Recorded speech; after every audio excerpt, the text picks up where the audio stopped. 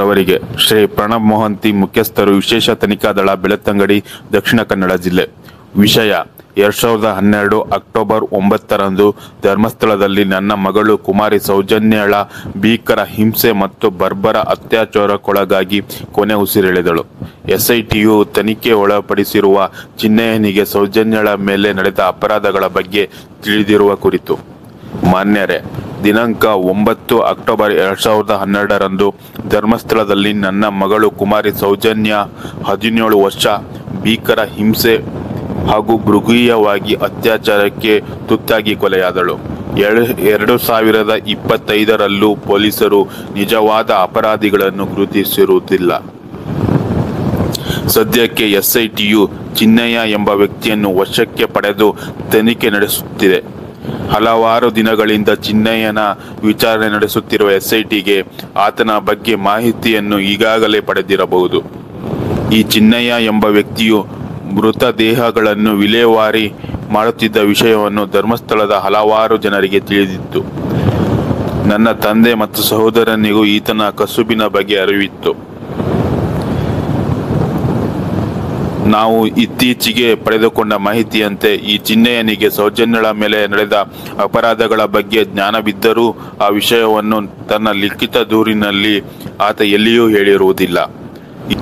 ಈತ 2014ರಲ್ಲಿ ಧರ್ಮಸ್ಥಳವನ್ನು ತೊರೆಯಲು ಸೌಜನ್ಯಳ ಸಾವಿನ ನಂತರದ ಘಟನೆಗಳೇ ಕಾರಣವೆಂದು ತಿಳಿದು ಬಂದಿದೆ. ಧರ್ಮಸ್ಥಳದಲ್ಲಿ ನಡೆದಿರುವ ದೌರ್ಜನ್ಯಗಳ ತನಿಖೆಗಾಗಿ ಇತ್ತೀಚೆಗೆ ರಾಷ್ಟ್ರೀಯ ಮಾನವ ಹಕ್ಕು ಆಯೋಗವು ಭೇಟಿ ನೀಡಿತ್ತು. ದಿನಾಂಕ 12 ಆಗಸ್ಟ್ರಂದು ಪಾಂಗಳದಲ್ಲಿರುವ ತಮ್ಮ ಮನೆಗೆ ಭೇಟಿ ನೀಡಿ ನಮ್ಮ ಹೇಳಿಕೆ ಪಡೆದಿದ್ದರು.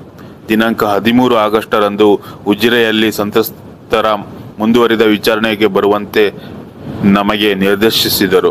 ಅದರಂತೆ 13 ಆಗಸ್ಟ್ರಂದು ನಾನು ಉಜಿರೆಯಲ್ಲಿದ್ದ ಆಯೋಗದ ಸ್ಥಳಕ್ಕೆ ಭೇಟಿ ನೀಡಿದ್ದಾಗ ಆಘಾತಕಾರಿ ಮಾಹಿತಿಯನ್ನು ತಿಳಿದುಕೊಂಡೆ. ಅದೇ ವಿಚಾರಣೆಗೆ ಬಂದಿದ್ದ ರತ್ನ ಎಂಬ ಮಹಿಳೆ ಚಿನ್ನಯ್ಯನ ಅಕ್ಕಳಾಗಿದ್ದು, ಆಕೆ ಆಯೋಗಕ್ಕೆ ನೀಡಿದ ಮಾಹಿತಿಯು ಹೀಗಿತ್ತು. ಧರ್ಮಸ್ಥಳ ದೇವಸ್ಥಾನದ ಪ್ರತಿಯೊಬ್ಬರು ಚಿನ್ನಯ್ಯನಿಗೆ 2014ರಲ್ಲಿ ಸೌಜನ್ಯಳ ಅತ್ಯಾಚಾರ ಮತ್ತು ಕೊಲೆಯ ವಿಚಾರವಾಗಿ ಜೀವ ಭಯವಿಟ್ಟಿದ್ದರು ಎಂದು. ಆ ಜೀವಭಯದಿಂದಲೇ ಚಿನ್ನಯ್ಯ ಧರ್ಮಸ್ಥಳ ಬಿಟ್ಟು ಓಡಿ ಹೋಗಬೇಕಾಯಿತು ಎಂದು. ಸೌಜನ್ಯಳ ಮೇಲೆ ನಡೆದ ಅತ್ಯಾಚಾರ ಮತ್ತು ಕೊಲೆಗೆ ಕಾರಣರಾದವರ ಬಗ್ಗೆ ಚಿನ್ನಯ್ಯ ಎಲ್ಲಿಯಾದರೂ ಬಾಯಿ ಬಿಟ್ಟರೆ ಆತ ಯಾವುದೇ ದೇಶಕ್ಕೆ ಹೋಗಿ ಅಡಗಿಕೊಂಡರೂ ಆತನನ್ನು ಹುಡುಕಿ ಮುಗಿಸುವುದಾಗಿ ಬೆದರಿಕೆ ಹಾಕಿದ್ದರು ಎಂದು. ಚಿನ್ನಯ್ಯನ ಅಕ್ಕ ರತ್ನ ಮಾನವ ಹಕ್ಕು ಆಯೋಗಕ್ಕೆ ಮೇಲಿನಂತೆ ನೀಡಿದ ಹೇಳಿಕೆಯನ್ನು ನಾನು ಕೇಳಿಸಿಕೊಂಡೆ.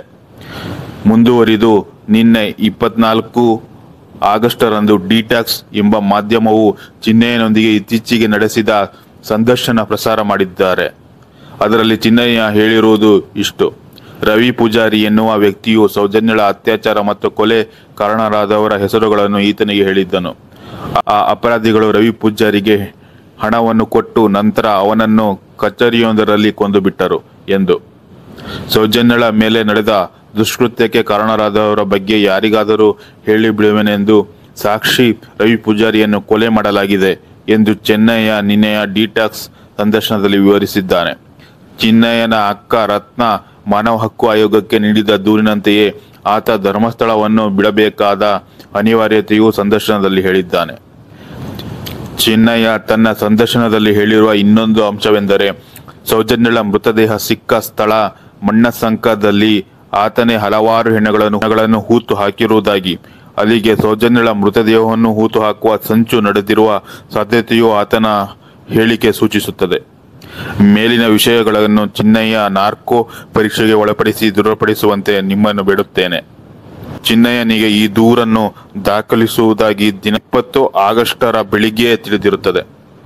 ಸೌಜನ್ಯಳ ಸಾವಿನ ನ್ಯಾಯವನ್ನು ರಾಜ್ಯ ಸರ್ಕಾರ ಮತ್ತು ಈ ಎಸ್ಐಟಿ ನೀಡುವುದೆಂಬ ನಂಬಿಕೆ ಮತ್ತು ಹಂಬಲದೊಂದಿಗೆ ಕುಸುಮಾವತಿ, ಸೌಜನ್ಯಳ ತಾಯಿ. ರವಿ ಪೂಜಾರಿ ನನ್ನ ಬೆಸ್ಟ್ ಫ್ರೆಂಡು. ಒಟ್ಟಿಗೆ ನಾವೆಲ್ಲ ಕೆಲಸ ಮಾಡ್ಕೊಂಡು ಇದ್ವಿ.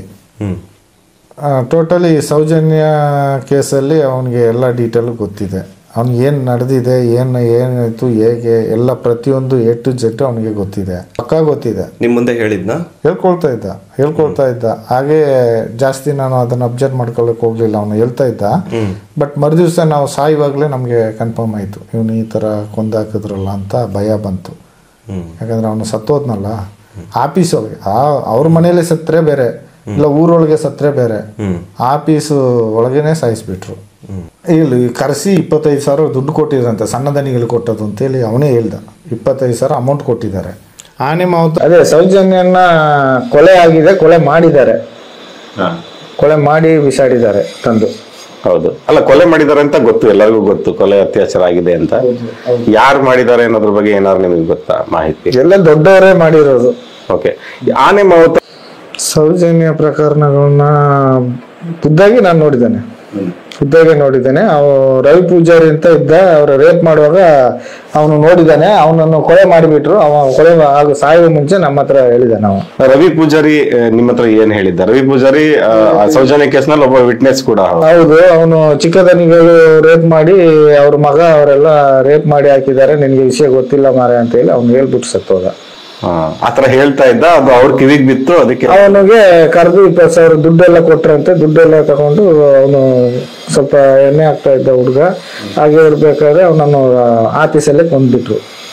ಓಕೆ ಓಕೆ, ನಿಮ್ಗೆ ಇದೆಲ್ಲ ಬಿಟ್ಬಿಟ್ಟು ನೀವು ಯಾರ ಬಗ್ಗೆ ಆರೋಪ ಮಾಡ್ತಾ ಇದ್ದೀರಲ್ಲ, ದೊಡ್ಡವರು ಚಿಕ್ಕವರು, ಅವ್ರ ಮೇಲೆ ಬೇರೆ ಏನಾದ್ರು ವೈಯಕ್ತಿಕ ದ್ವೇಷ ಆ ತರದ್ ಏನಾರು ಇದೆಯಾ? ವೈಯಕ್ತಿಕ ದ್ವೇಷ ಏನೂ ಇಲ್ಲ. ಏನಾದ್ರು ಯಾವತ್ತಾರು ಬೈದಿದ್ದು, ಹೊಡೆದಿದ್ದು, ನಿಮ್ಗೆ ಏನಾದ್ರು ಹಿಂಸೆ ಕೊಟ್ಟಿದ್ದೇನೆ? ಯಾವ್ದು ಇಲ್ಲ, ನೀವು ಯಾವ ದ್ವೇಷ ಇಲ್ಲ. ಬಟ್ ನಿಮ್ಗೆ ಏನ್ ಕಾಣಿಸ್ತು ಅದ್ ಹೇಳ್ತಾ ಇದ್ರು. ಅದನ್ನ ಹೇಳ್ತಾ ಇದ್ದೇನೆ. ನಮ್ಮನ್ನ ಈ ಸೌಜನ್ಯ ಕೇಸ್ ಆದ್ಮೇಲೆ ಊರ್ ಬಿಟ್ಟು ಕಳಿಸ್ಬಿಟ್ರು ಅಷ್ಟೇ. ನಾವು ಹೊರಟೋದ್ವಿ. ಸೌಜನ್ಯ ಕೇಸ್ ಆದ್ಮೇಲೆ ನಿಮ್ಮನ್ನ ಊರ್ ಬಿಟ್ಟು ಕಳ್ಸಿದ್ರು. ಯಾಕೆ ಕಳ್ಸಿದ್ರು ಅಂತ? ಅದೇ ಸೌಜನ್ಯನ ಕೇಸ್ ಬಗ್ಗೆ ಎಲ್ಲಾದ್ರೂ ಹೊರಗಡೆ ಹೇಳ್ಬಿಡ್ತಾರೆ ಅಂತ ಹೇಳಿ ಓಡಿಸ್ಬಿಟ್ರು. ನಿಮಗೆ ವಿಷಯಗಳು ಗೊತ್ತಿತ್ತು ಸೌಜನ್ಯ ಕೇಸ್. ಈಗ ನಾಳೆ ಸೌಜನ್ಯ ಕೇಸ್ ರೀಓಪನ್ ಆದ್ರೆ ನೀವು ಹೋಗಿ ಸಾಕ್ಷಿ ಹೇಳೋದಕ್ಕೆ ಸಿದ್ಧ ಇದ್ದೀರಾ? ಸಿದ್ಧ ಇದ್ದೇನೆ. ನಾ ಕೋರ್ಟಲ್ಲಿ ಕೇಳಿದ್ರೆ ಅಲ್ಲಿ ಬಂದು ಹೇಳ್ತೇನೆ, ಸತ್ಯ ಹೇಳ್ತೇನೆ. ಓಕೆ ಓಕೆ, ಸೊ ಈ ತರ ಸತ್ಯ ಹೇಳ್ಬೋದು ಅನ್ನೋ ಕಾರಣಕ್ಕಾಗಿ ನಿಮ್ಮನ್ನ ಊರ್ ಬಿಟ್ಟು ಓಡಿಸಿದ್ರು. ನನ್ಗೆ ಏನೋ PF ಮೂಲ ವೇತನ ಅಂತಾರೆ, ಒಂದು 3.5 ಲಕ್ಷ ದುಡ್ಡು ಕೊಡ್ಬೇಕಿತ್ತು, ಬರೀ 50,000 ಕೊಟ್ಟು ಓಡಿಸ್ಬಿಟ್ರು ನಮ್ಮನ್ನು. ಈಗ ಸೌಜನ್ಯ ಪ್ರಕರಣದ್ದು ಮಾತಾಡ್ತಾ ಇದ್ವಿ ನಾವು. ಈ ಸೌಜನ್ಯ ಡೆಡ್ ಬಾಡಿ ಸಿಕ್ಕಿದ್ದು ಮಣ್ಣಸಂಖ್ಯದಲ್ಲಿ. ಆಕೆ ಸ್ಕೂಲಿಂದ ಬರ್ಬೇಕಾದ್ರೆ ಆ ಜಾಗದಲ್ಲಿ ಎತ್ತಾಕೊಂಡೋದು, ಅಲ್ಲಿ ಹೆಣ ಸಿಕ್ತು. ಆ ಜಾಗದಲ್ಲಿ ನಿಮ್ಗೆ ಅಲ್ಲೂ ಕೂಡ ನಿಮ್ಗೆ ಯಾವ್ದಾದ್ರು ಹೆಣಗಳು ಸಿಕ್ಕಿತ್ತ, ಅಥವಾ ಆ ಜಾಗದಲ್ಲಿ ಏನಾದ್ರು ನೀವು ಈ ತರ ಹೆಣಗಳನ್ನ ಹೂತಿದ್ದೇನಾರು ಇದೆಯಾ? ಸೌಜನ್ಯನ ಸತ್ತ ಜಾಗದಲ್ಲಿ ತುಂಬಾ ಹೆಣಗಳನ್ನು ಮಣ್ಣು ಮಾಡಿದ್ವಿ. ಅಲ್ಲೇ ತುಂಬಾ ಹೆಣಗಳನ್ನ ಕಾಲುವೆ ಬದಿಯಲ್ಲಿ ತುಂಬಾ ಮಾಡಿದ್ವಿ. ಆಮೇಲೆ ಇನ್ನೊಂದು ಕೊನೆಯದಾಗ ಒಂದು ಪ್ರಶ್ನೆ ಕೇಳೋದು, ಈ ಹೆಣ್ಣು ಮಕ್ಕಳ ಮೇಲೆ ಅತ್ಯಾಚಾರ ಆಗಿರ್ಬೋದು, ಈ ಗಂಡಸರು ಶವಗಳು ಬೀಳ್ತಿತ್ತಲ್ಲ, ಯಾವ ಕಾರಣಕ್ಕೆ ಅಂತ ಅನ್ಸುತ್ತೆ ನಿಮ್ಗೆ? ಅದನ್ನು ಏನೋ ಒಂದು ಮಾಡಿದ್ದಾರೆ, ಅದು ಒಟ್ಟಿಗೆ ಕರ್ಕೊಂಡು ಬಂದು ಕೊಂದಿರ್ಬೋದು. ಆತರ ಭಿಕ್ಷುಕರೆಲ್ಲ ಕೊಂದಿದ್ದಾರೆ. ಭಿಕ್ಷುಕರು ಬರ್ತಾ ಇದ್ರು, ಭಿಕ್ಷುಕರನ್ನೆಲ್ಲ ಕೊಂದಾಕ್ಬಿಟ್ರು. ಒರೇ ಒಂದು ಭಿಕ್ಷುಕ ಇಲ್ಲದಂಗೆ ಕೊಂದಾಕ್ಬಿಟ್ರು. ಭಿಕ್ಷುಕರ ಮೇಲೆ ಏನ್ ಸಿಟ್ಟು ಅವ್ರಿಗೆ? ಹುಂಡಿಗೆ ಕಾಸು ಬೀಳಲ್ಲ ಅಂತ. ಅವ್ರಿಗೆ ದುಡ್ಡು ಹಾಕ್ಬಿಡ್ತಾರೆ, ಹುಂಡಿ ಕಾಸು ಬೀಳಲ್ಲ ಅಂತೇಳಿ ಆ ಕಾರಣಕ್ಕಾಗಿ ಭಿಕ್ಷುಕನು ಸಾಯಿಸ್ಬಿಟ್ರು. ಆಮೇಲೆ ಇದು ಸಾಯಿಸುವಂತ ಕೆಲಸ ಮಾಡ್ತಾ ಇದ್ದಿದ್ದು ಒಂದು ಗ್ಯಾಂಗ್ ಏನಾರು ಇತ್ತ ಇಲ್ಲಿ? ಆತರ ಏನಾರು ಇತ್ತು. ಅವ್ರದೇ ರೂಮ್ ಆತರ ಜನಗಳು ಸಿಬ್ಬಂದಿ ವರ್ಗದವ್ರೆ ಅವರೇ ಇದ್ದಾರೆ, ಸಾಯಿಸ್ಲಿಕ್ಕೆ ಅಂತಲೇ ಇದ್ದಾರೆ.